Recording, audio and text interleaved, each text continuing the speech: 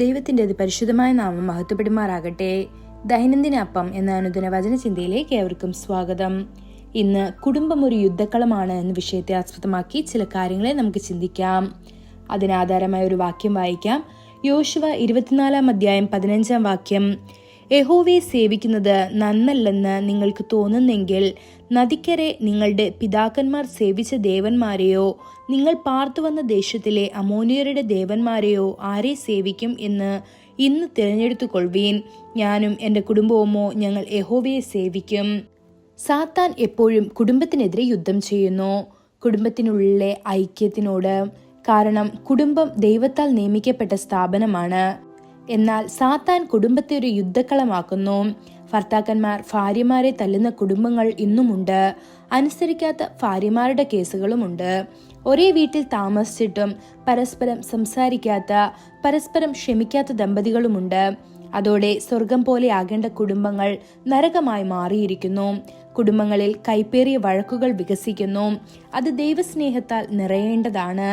ഇവയെല്ലാം ഏറ്റവും കൂടുതൽ ബാധിക്കുന്നത് കുഞ്ഞുങ്ങളെയാണ്. മനുഷ്യൻ തനിച്ചാകുന്നത് നല്ലതല്ലെന്ന് കണ്ട ദൈവം അവന് യോജിച്ച ഒരു കൂട്ടുകാരിയെ നൽകി. കുടുംബത്തിൽ സ്നേഹവും ഐക്യവും ഏകമനസ്സും ഉണ്ടായിരിക്കുന്നത് എന്തൊരു അനുഗ്രഹമാണ്.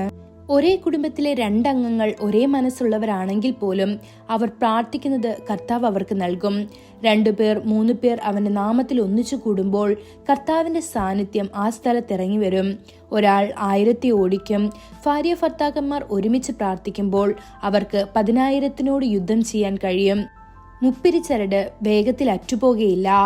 പാശ്ചാത്യ രാജ്യങ്ങളിൽ കുടുംബങ്ങൾ തകരുകയാണ്. വിവാഹം കഴിക്കാതെയും സ്ത്രീയും പുരുഷനും ഒരുമിച്ച് ജീവിക്കുന്നത് സാധാരണമാണ്. ചെറിയ പ്രശ്നങ്ങൾക്ക് പോലും അവർ വേർപിരിയുന്നു.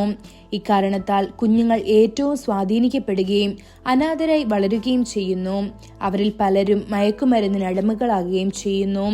തിരുവെഴുത്തുകൾ പറയുന്നു, കർത്താവ് വീട് പണിയുന്നില്ലെങ്കിൽ പണിയുന്നവർ വൃഥ അധ്വാനിക്കുന്നു. യഹോവ നഗരത്തെ കാക്കുന്നില്ലെങ്കിൽ കാവൽക്കാർ വൃദ്ധമായി അധ്വാനിക്കുന്നു എന്ന്. ഇത് സങ്കീർത്തനം 127 1 കാണാൻ സാധിക്കും. വീട് പണിയാൻ കുടുംബ പ്രാർത്ഥന അത്യാവശ്യമാണ്.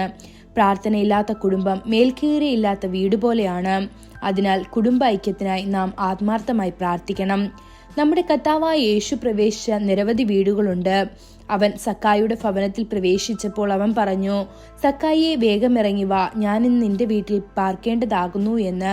ഇത് ലൂക്കോസ് 19:5 കാണാൻ സാധിക്കും. കർത്താവ് അതിൽ പ്രവേശിച്ചപ്പോൾ രക്ഷ ആ ഭവനത്തിൽ പ്രവേശിച്ചു. അവൻ മകൾ മരിച്ചുപോയ യായിറോസിന്റെ വീട്ടിൽ പ്രവേശിച്ചു. അവൻ പത്രോസിന്റെ അമ്മായിയമ്മയുടെ വീട്ടിൽ പ്രവേശിച്ചപ്പോൾ അവൻ ഒരു അത്ഭുതം പ്രവർത്തിച്ച് പനി മാറ്റി. അവൻ ബഥാനിയയിലെ തന്റെ വീട്ടിൽ പ്രവേശിച്ചപ്പോൾ അവൻ മരിച്ച ലാസറിനെ ഉയർപ്പിച്ചു. ഇന്നും അവൻ നിങ്ങളുടെ വാതിക്കൽ നിന്നുകൊണ്ട് മുട്ടുന്നു എന്ന് വെളിപ്പാട് 3:20 കാണപ്പെടുന്നു. ദൈവമക്കളെ, നിങ്ങളുടെ വീട് എങ്ങനെയുണ്ട്? നിങ്ങൾ കർത്താവിന് പ്രാധാന്യം നൽകുകയും അവനെ ബഹുമാനിക്കുകയും നിങ്ങളുടെ ജീവിതത്തിലെ എല്ലാറ്റിനുമുപരിയായി അവനെ പ്രതിഷ്ഠിക്കുകയും ചെയ്താൽ നിങ്ങളുടെ കുടുംബത്തിൽ ദൈവത്തിന്റെ സമൃദ്ധമായ സാന്നിധ്യമുണ്ടാകും. ഈ വചനങ്ങളാൽ ദൈവം നമ്മെ ഓരോരുത്തരെയും അനുഗ്രഹിക്കുമാറാകട്ടെ. കൂടുതൽ ധ്യാനത്തിനുള്ള വാക്യം യെശയ്യാവ് 8:18 ഇതാ ഞാനും യഹോവ എനിക്ക് തന്ന മക്കളും സിയോൻ പർവ്വതത്തിൽ അധിവസിക്കുന്ന സൈന്യങ്ങളുടെ യഹോവയാൽ ഇസ്രായേലിൽ അടയാളങ്ങളും അത്ഭുതങ്ങളുമായിരിക്കുന്നു. ഇന്നത്തെ ബൈബിൾ വായന രാവിലെ യെഹെസ്കേൽ 30, 31, 32 അധ്യായങ്ങൾ. വൈകുന്നേരം 1 പത്രോസ് 4 അധ്യായം. ആമേൻ.